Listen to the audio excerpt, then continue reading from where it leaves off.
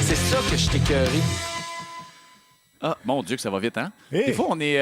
Ben, c'est ça. L'année passée, on a trouvé que c'était trop long, puis là, ben, il s'est vengé, notre réalisateur, puis là, maintenant, c'est rendu trop court. Ça s'est passé... Ça a été une belle semaine, Olivier?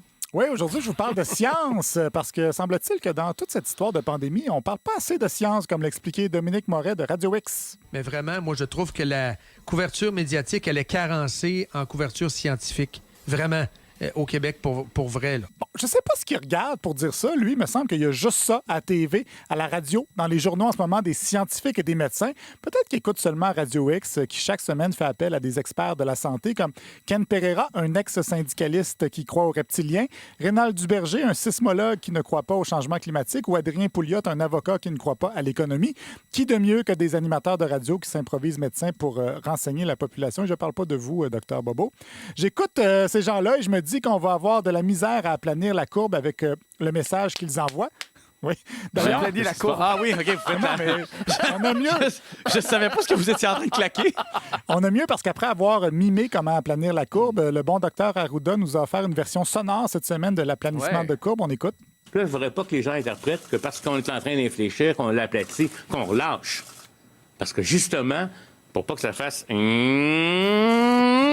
parce qu'on l'a relâché. Il faut que vous avez compris là, le destin là? Oui, c'est le deuxième bruit qu'il faut viser à la courbe qui s'effoire. Mais Conduit skidoo.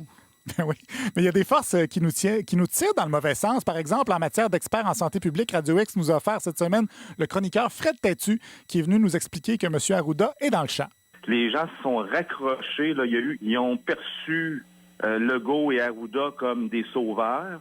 Puis là, sont comment dire, en adoration devant ces gens-là, alors que ces gens-là commettent des erreurs épouvantables. Parce que Arruda, il est inféodé aux consignes de l'Organisation mondiale de la santé, qui est dans le champ depuis le début. Non, il ne faut pas se fier à l'OMS et aux épidémiologistes du monde, mais à Fred Têtu, prof de philo au cégep Garneau, qui nous a offert ses propres analyses par la suite sur la volatilité du virus. S'attaquer à la crédibilité de nos instances publiques comme ça peut avoir un mauvais effet sur la courbe.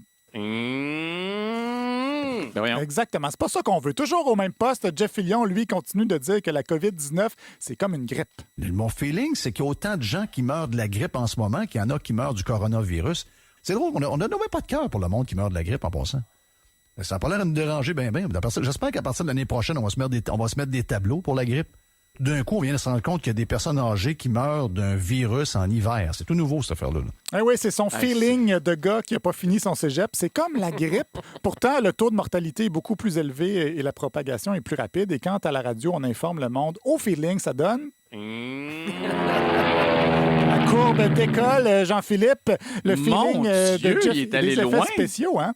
Le feeling de Jeff Fillion est aussi alimenté par le docteur Marc Lacroix, pionnier des cliniques privées au Québec, qui collabore tous les jours à son émission et lui il continue de colporter des fausses croyances. Pas mal certain qu'il y a eu une vague précoce quelque part au début de l'année, là, en janvier, de gens qui ont été malades pensant que ce soit l'influenza et que c'était pas ça. Moi, je pense qu'il y avait probablement la présence du COVID aussi tôt que début 2020 au Québec. Moi, je connais des gens qui ont été malades comme des chiens. Ben oui, lui, il connaît des gens qui ont été malades. Donc, il y a déjà eu une épidémie de coronavirus sans qu'on s'en rende compte. Une théorie démentie par les experts, mais une théorie qui laisse entendre que c'est vraiment pas si pire que ça.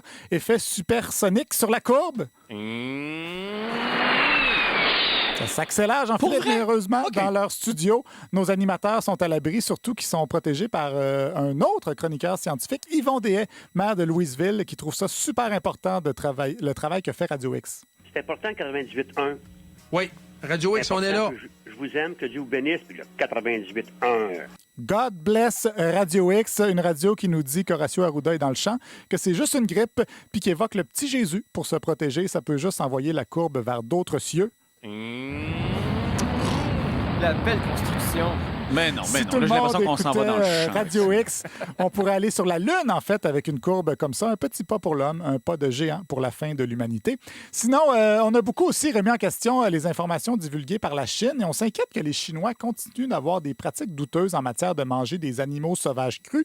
Je vous ai fait un petit montage d'Éric Duhem qui nous expliquait sa vision de la Chine pendant 10 minutes cette semaine. Et si vous êtes en train de manger, je suis désolé. Ils vendent des chauves-souris vivantes, une par-dessus l'autre, qui ont des excréments qui se tombent sur la tête l'une de l'autre.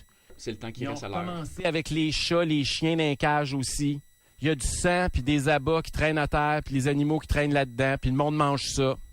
Je n'en reviens juste pas. Je suis pas Jojo Savard, mais je vous avertis tout de suite, la prochaine épidémie, elle va partir de la Chine.